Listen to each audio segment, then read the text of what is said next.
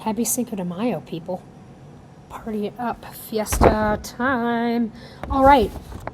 I mentioned that I was going to go through this unbelievably interesting, intricate, salacious report, Treatment for Pediatric Gender Dysphoria, by the Department of Health and Human Services. It was put out, this 400-page bad boy. First of all, yeah, it is 400 pages, but I would say half of that, probably footnotes and that kind of thing. And guess what? I did it. I went through it, and then I also went through a couple of the reports. I'm looking over here because they're sitting over here. A couple of the reports that it mentions or cites as evidence or backup for their views. It was hard, guys. It was really hard. And you know why? I don't think it's any surprise where I fall on the spectrum of rights for transgender youth and gender-affirming care. So when I read something that almost every sentence I read I personally disagreed with, I got angry, and it was really challenging to finish. But I did.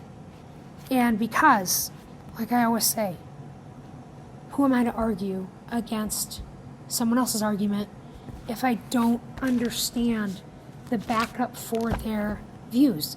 That's just ignorant, right? So, I did it. It sucked, but I did it. So, couple things. How did this report even come to be? If you guys remember, in January, President Trump issued a flurry of executive orders. A handful of those were very, very specifically targeted at transgender youth and gender-affirming care, and targeting that by saying that it needs to be reviewed, that surgical care in these instances is considered genital mutilation. There's a lot of strong language in it. As a result of that executive order, he ordered a review. This is that review.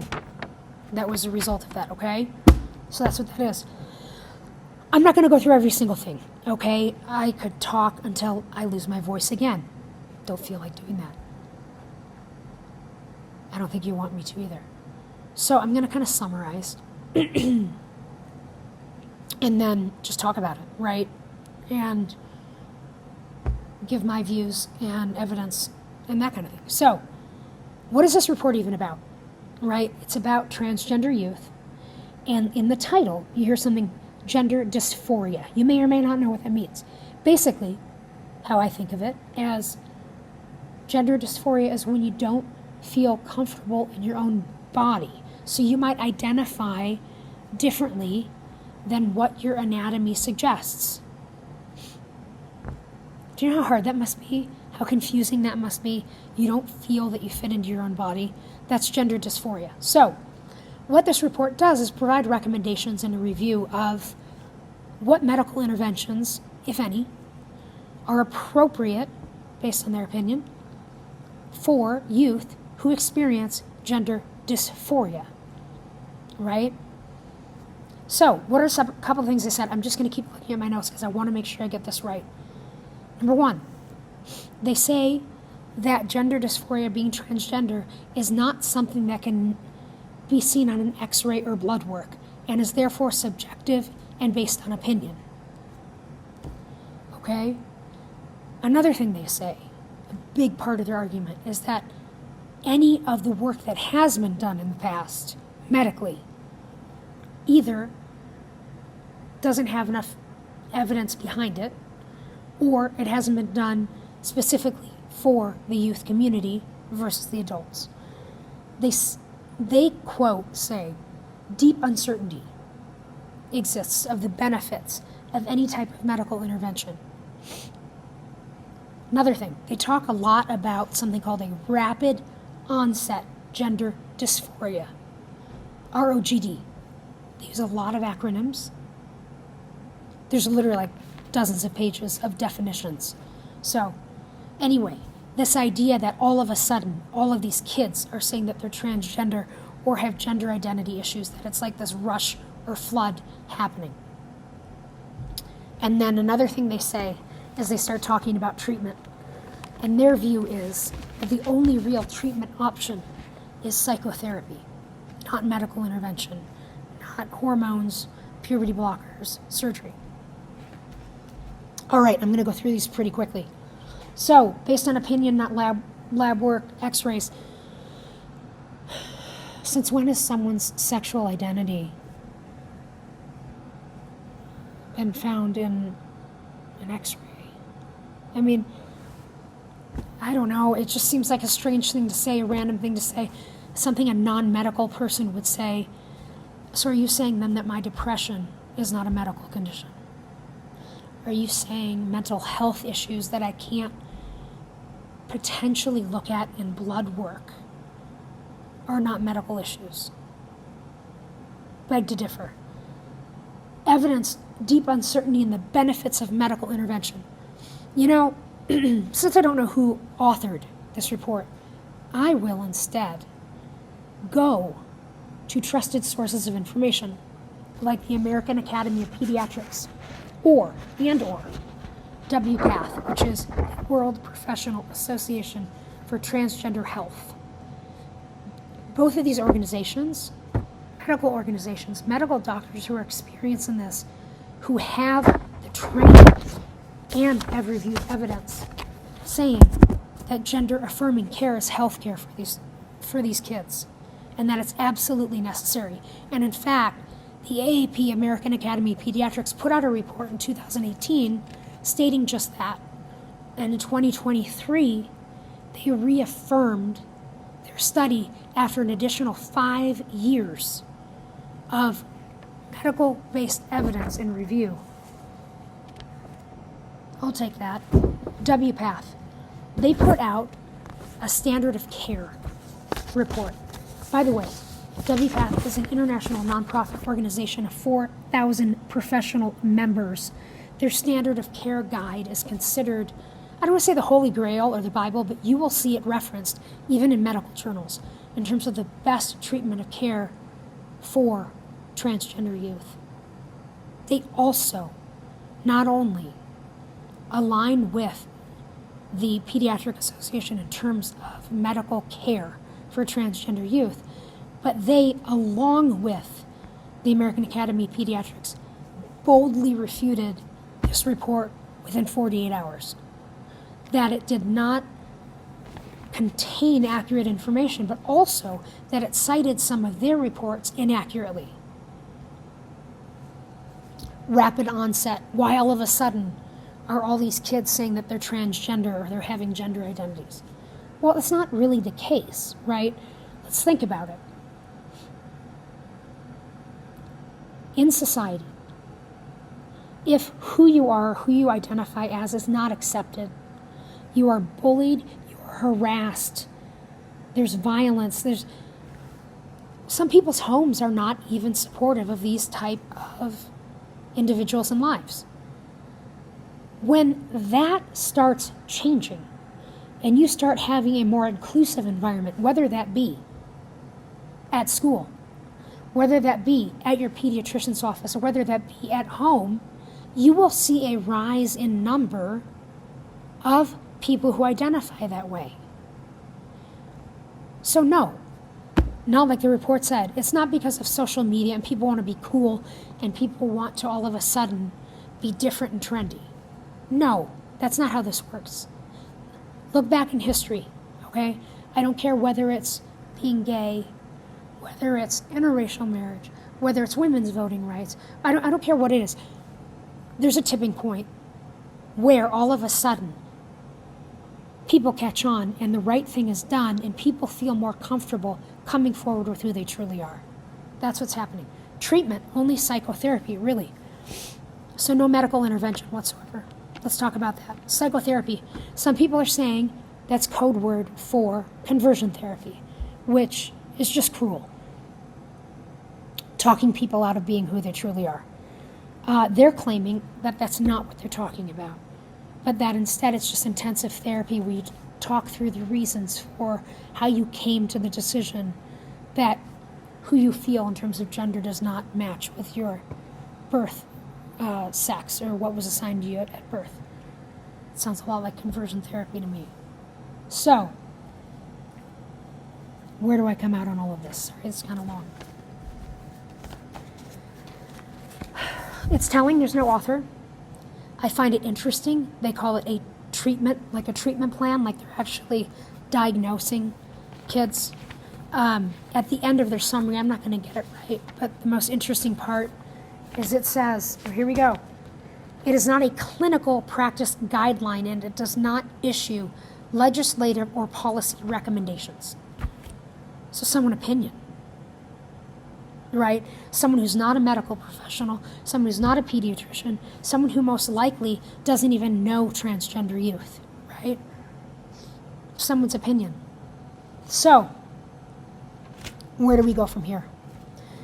Well, let's take a step back. You know, how many transgender people are there even in the United States, right? And that's even hard to quantify because as you talked about before, there's a fear factor of coming forward. But the numbers are small, but growing, right? So, 1 to 2% of the adult population, 0.5% of the minor population, kind of a guesstimate, right? But when you start looking into this stuff, you start looking into medical treatment specifically and how effective it is for this community, there are some things to understand, right? In terms of mental health and the need. It's not just puberty blockers, hormones, surgeries. It's the mental health aspect. So National Institute of Health put out a study. They said 82% of the transgender community had thought about committing suicide. Over 40% had tried. I would argue that's probably higher than almost any subset of the population. So don't tell me that mental health isn't important. Let's talk about the medical interventions really quickly, and then I'll let you go. Puberty blockers. What do they do? What are they? Well, this was a lot of education for me as well. Puberty blockers, I look at this in kind of a couple of stages, right? Based on the kid's age.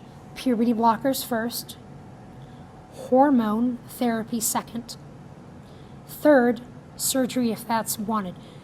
Can we debunk something on the surgery? First of all, most institutions here in the United States will not provide any gender-affirming surgeries to minors, period. The total number is almost minuscule. There wasn't even anyone in a minor, I think in 2019, that even had surgery. So the fact that thousands of kids are being mutilated is bullshit. It doesn't happen.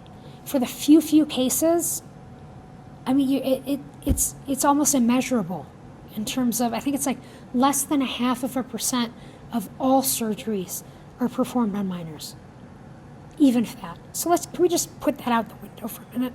So the other two things, puberty blockers. This is something that, by the way, is reversible. This part is reversible. It puts the pause button on puberty for a child who is suffering from gender dysphoria. Pushes the pause button. What does that mean? They just stop.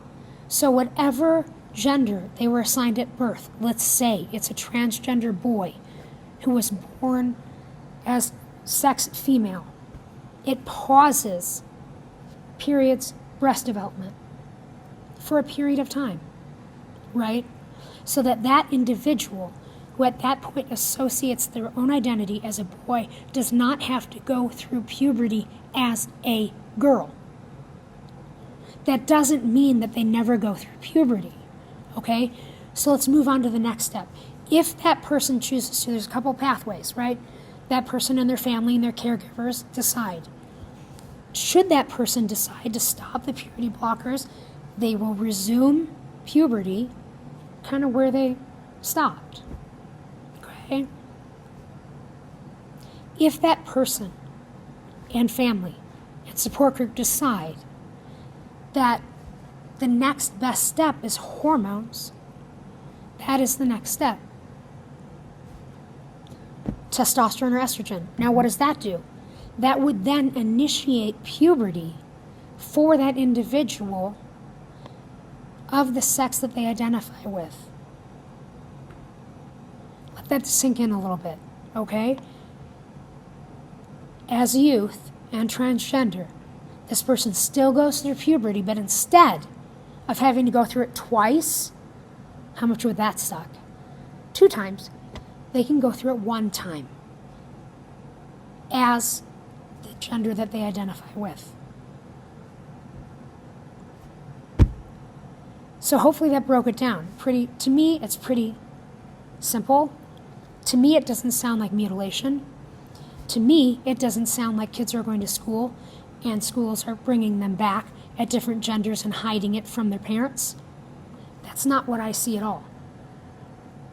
I see kids who from a very, very young age, as young as 2 if not earlier, express themselves in different ways. And it's very obvious to not only them, but people around them, that they most likely do not identify gender-wise with their sex assigned at birth. This is not a light bulb moment. This is not a eureka, I figured it out, everyone on TikTok is doing this. Absolutely not. These are kids who have gone through a lot of mental strife. I would bet a lot have been bullied and have felt different and just want to be noticed and recognized. So, again, I will say this wholeheartedly. I am with you. I got you. I will do my best to educate folks on what exactly is going on and not twist the facts with opinions and that sort of thing. When it comes to medical information, I will rely on the experts. That's not my field of expertise. But I will find people who that is their area of expertise, and I will trust them in terms of their opinion. And I know firsthand how critical and important it is for transgender youth to receive holistic care. So not just medical intervention, but therapy as well. Support groups. It's important. It's a holistic solution. So, again, knowledge is power. Try to dig deeper. Try to understand this stuff. Understand what's really going on. And be kind. Please be kind. Be supportive. It's okay to not agree on things, but it's not okay to disrespect people, especially for who they are and how they just want to live. Okay? Enjoy the rest of your Cinco de Mayo, folks. Take care. It's good to be back. Sorry about the voice. Have a good night.